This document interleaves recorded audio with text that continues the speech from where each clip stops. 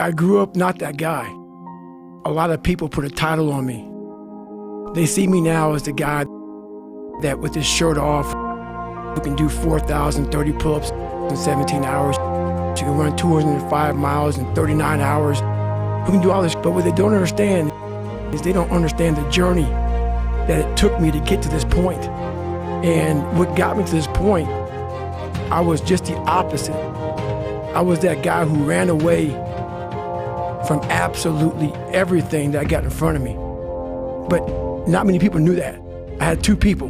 Like the real me was like this very scared, insecure, stuttering, got beat up by his dad. I built this fake person. That's kind of how I did it.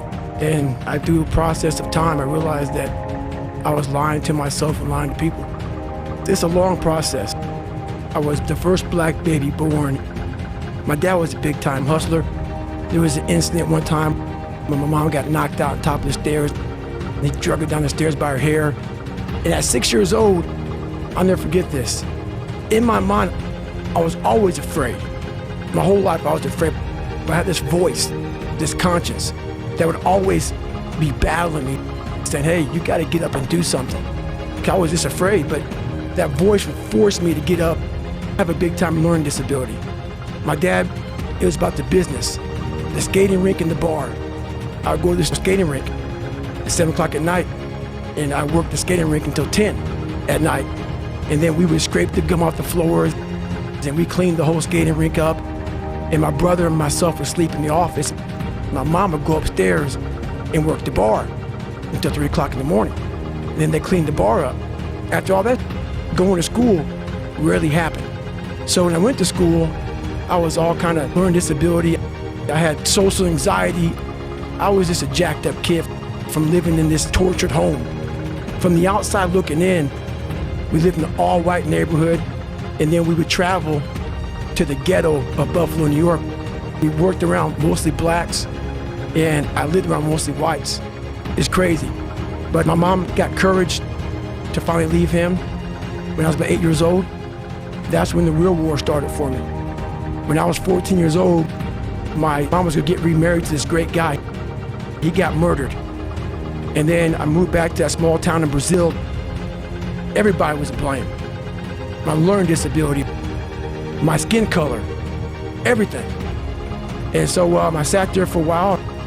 No one's gonna come to help me. I said, the first thing I gotta start doing is facing every fear I have. And I started working out. I became the most obsessed person on the planet Earth.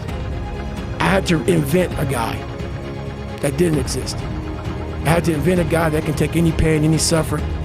I had to build this callous mind, and I built it through suffering. I built it through downright just crushing myself. If it was raining outside at 3 o'clock in the morning, I started callousing my mind at this point in my life. And I lost the weight. I started realizing through this process that the mind is what you created. And I started opening different doors that I didn't think were even there, that I didn't think even existed. And the more doors I opened up, the more I started realizing that my potential is damn near endless. And it changed my whole mindset. So I went from David Goggins, and I created Goggins.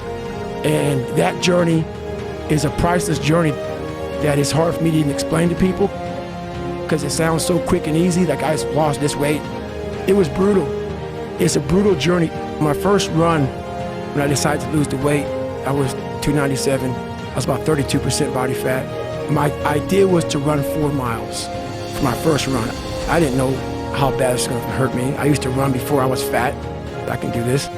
I ran a quarter mile and walked home. I walked home and sat on my couch and cried. I went to my mom's house, who was about maybe 20 minutes down the road. When I was a kid, I'd come home every day and I watched this show, Rocky, with the little VHS tapes to round 14. This song came on, right? So when I broke the pull-up record, I listened to the song for 17 hours. It's 2 minutes and 13 seconds. And I'm able to visualize and dream like nobody's business. To get through where I became, to get through where I'm at now, there's nothing but pride I have for myself that I can't really show people. Because I have this face. I have this face that they see like, are you happy? What's wrong with you? I'm driven. I'm obsessed. And that's what you see.